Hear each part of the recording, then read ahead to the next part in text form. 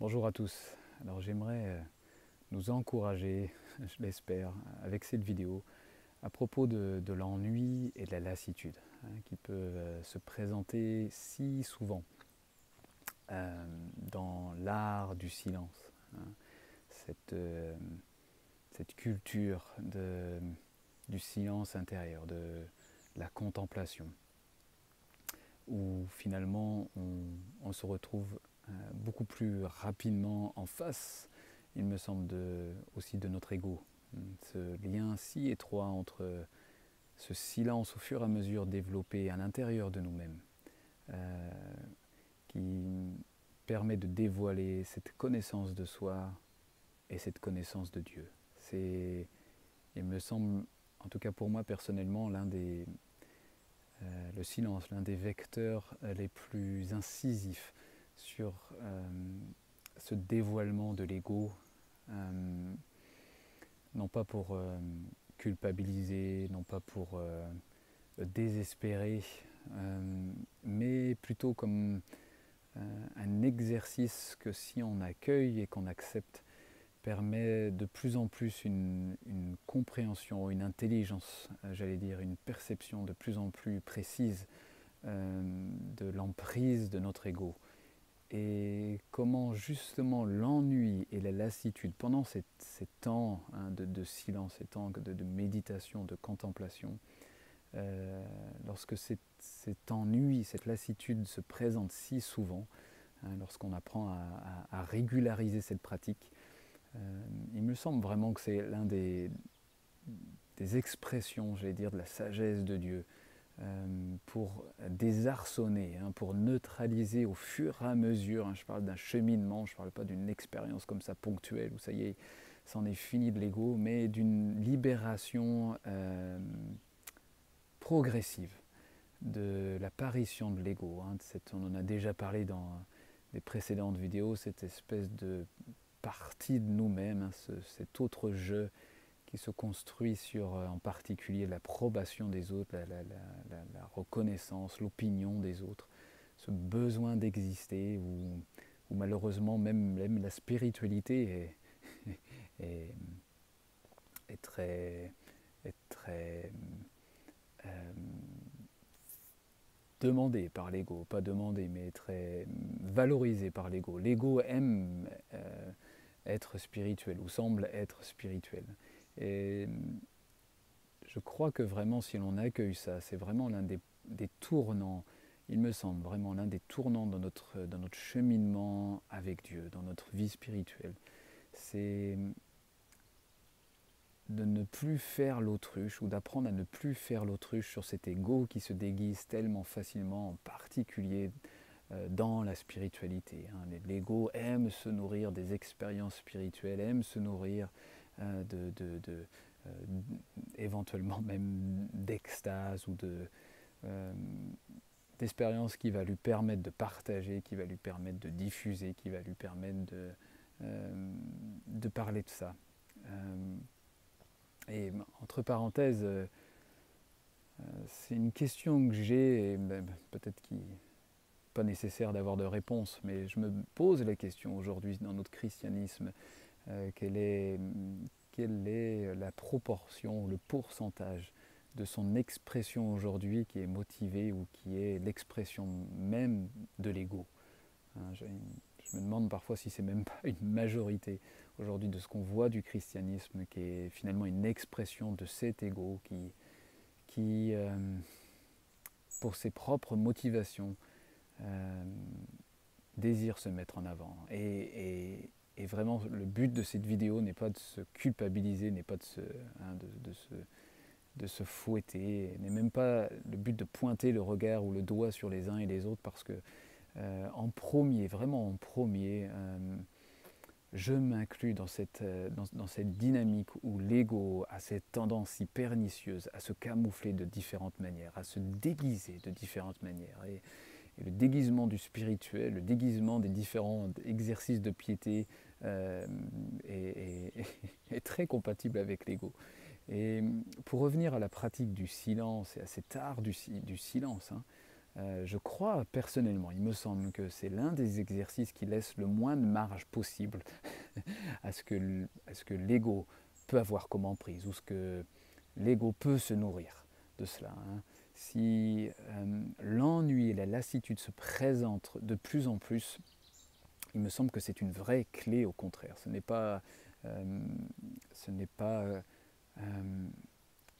révélateur d'un manque de spiritualité ou d'un manque d'intimité avec Dieu lui-même ou d'un manque d'amour envers Dieu ou de notre expérience de Dieu, mais plutôt, il me semble, vraiment une des clés et l'un des vecteurs, peut-être même privilégiés, que l'Esprit de Dieu nous permet de vivre pour traiter l'ego, hein, pour vivre cette expérience libératrice de l'ego en Christ. Et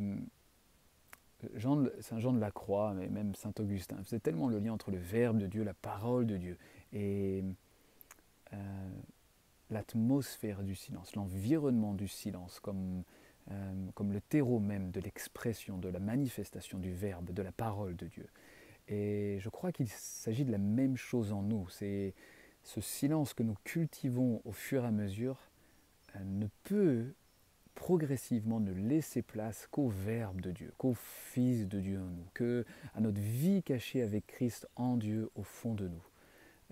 Et il me semble que c'est Saint Jean de la Croix qui parlait de la lumière amoureuse qui agissant en nous, va comme dans une pièce sombre où les toiles d'araignée ou d'autres imperfections de cette pièce pouvaient rester cachées, et où ce faisceau de la lumière amoureuse de Dieu, lorsqu'elle traverse des différentes carreaux des fenêtres, va au fur et à mesure révéler les toiles d'araignée, les imperfections de la pièce. Et je crois que c'est très similaire à ce que si l'on accueille ça et si l'on permet ça, Dieu fait en nous. Hein, ce que l'Esprit de Dieu se meut sur nos propres ténèbres, où la clarté, cette lumière amoureuse vient révéler les différentes facettes de notre ego. Hein, cet ego qui aime se mettre en avant, cet ego qui aime être au centre de tout, que ce soit au sein même de notre vie personnelle, dans notre relation avec Dieu, que ce soit dans notre vie conjugale, que ce soit dans notre vie de communauté, que ce soit éventuellement dans notre représentation publique. Hein, quel que soit le domaine, l'ego a son emprise. Si l'on n'est pas conscient, si l'on n'apprend pas à avoir cette connaissance de soi, cette connaissance de plus en plus aiguisée sur les différentes facettes de l'ego, pour nous, personnellement, pour notre propre vie. Je crois que c'est sûr, c'est Martin Laird qui disait que le don de la contemplation se reçoit, est un don qui se reçoit, alors que l'ego, lui, ne sait que prendre. Et je crois que c'est très révélateur du fonctionnement de l'ego. L'ego va prendre pour se servir. L'ego est incapable d'attendre, d'une certaine manière, pour recevoir le don. C'est difficile pour lui de ne pas avoir d'efforts à fournir. L'ego apprécie particulièrement notre effort pour saisir les choses. C'est d'ailleurs pour ça que généralement dans la culture de la contemplation, du silence, la grâce est centrale, la grâce de Dieu est centrale et primordiale pour apprendre à recevoir, pour apprendre à attendre, non pas dans une passivité, mais dans une réception, une réceptivité active, hein, une vigilance de l'esprit qui reste active. Et cela concerne même le don de l'image de Dieu en nous-mêmes, du Christ vivant en nous, de cette vie cachée avec le Christ qui est capable, qui est compétente pour attendre et recevoir. Donc, je l'espère, un encouragement pour dire un mot de fin sur l'ennui et la lassitude, ou cette impression que rien ne se passe aussi pendant ces temps, pendant cette régularité, cette pratique. Qu'elle ne soit pas source de découragement, de se sentir déstabilisé ou de remettre en question même parfois notre désir ou notre aptitude à vivre cette relation intérieure avec Dieu. Parfois j'entends vraiment des questionnements qui finalement n'ont pas lieu d'être lorsqu'on prend un peu de recul, des questionnements sur et moi ça ne marche pas parce que, et ainsi de suite. Non, l'ennui, la lassitude sont des clés dans le moment de cette saison de la contemplation, des clés pour laisser la lumière amoureuse, hein, comme dit Jean de la Croix, traiter l'ego, vivre ce processus libérateur de l'ego. C'est tellement, tellement important parce que s'il s'ensuit, s'il s'enchaîne des expériences spirituelles plus précises, plus profondes, plus fortes, l'ego va forcément s'en servir. Va forcément s'en servir. Donc c'est tellement important d'en être conscient, d'en être conscient. Et j'allais dire c'est Thérèse d'Avila, hein, mais d'autres saints, d'autres mystiques, particuliers catholiques, qui se faisaient une habitude de vie de taire leur expérience spirituelle. Et je pense que aujourd'hui, que ce soit dans le courant évangélique, on va dire en particulier YouTube ou ce genre de médias, à l'opposé de l'apôtre Paul, hein, qui va faire une liste de toutes ces persécutions qu'il va vivre, j'allais dire de toutes les difficultés qu'il expérimente, plus que finalement les victoires et les expériences si grandes et spirituelles qu'il aurait vécues. Il se permet une fois de parler de ces expériences spirituelles en évoquant un homme a priori autre que Paul, mais j'allais dire à contrario d'aujourd'hui notre culture parfois évangélique et chrétienne qui ne cesse de mettre en avant les expériences spirituelles pour vendre un produit, pour attirer les gens et aussi malheureusement pour se mettre en avant. Et vraiment c'est un constat qui est triste où je m'inclus vraiment dans ce constat où je prends vraiment le temps de me remettre en question sur quelle est la profonde motivation, où peut se cacher l'ego dans telle ou telle entreprise. Et c'est tellement important, non pas de vivre ça pour alourdir notre marche avec lui, mais au contraire, alléger notre relation avec Dieu, où l'ego arrête de se cacher derrière tel ou tel masque pour se mettre en avant, pour être spirituel, ou au contraire ne pas être religieux. Et l'ennui et la lassitude dans la culture du silence sont tellement importantes.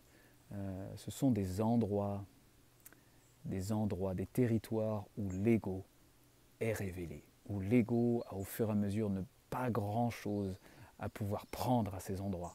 Il n'a rien pour se nourrir, il n'a juste qu'à se dessécher, j'allais dire, au fur et à mesure être dévoilé par cette lumière amoureuse. Et cette connaissance de soi est libératrice. Le but n'est pas d'être le jeu de l'ennemi, à se laisser accuser, à se laisser enfoncer. Même si parfois, il me semble, en tout cas pour moi-même, ça peut passer par une sorte de, pas de désespérance, mais de profonde humiliation et tristesse de voir combien cet ego peut se camoufler de telle ou de telle manière. Mais lorsqu'à ces endroits-là, on ressent une action libératrice, on y voit combien la connaissance de Dieu est plus simple. On revient à la simplification en Christ, à la lumière simple et unique de Dieu en nous, à l'humilité, il me semble, l'humilité de Christ, à la douceur de Christ, à l'ouverture du Christ, à la puissance de Christ, où l'ego arrête d'être ce barrage où il ne sait que prendre les choses, que prendre, et non pas recevoir le Christ. Voilà, j'espère que cette vidéo sera prise comme un encouragement et non pas comme une source de désespoir concernant cet ego, mais surtout concernant cette lassitude et cet ennui qui, je le répète, n'est pas synonyme d'un manque de capacité dans notre intimité avec Dieu, ou de passer à côté de quelque chose de Dieu, ou bien il faut changer de forme de piété, ou bien je ne sais quoi d'autre. Mais au contraire, c'est une saison, un temps clé qui peut être plus ou moins longue, selon l'emprise de notre ego sur nous-mêmes. Mais si l'on ne passe pas cette étape, on passe à côté, euh, d'une action si libératrice et si importante de Dieu dans notre vie. Voilà, soyez abondamment encouragés et bénis.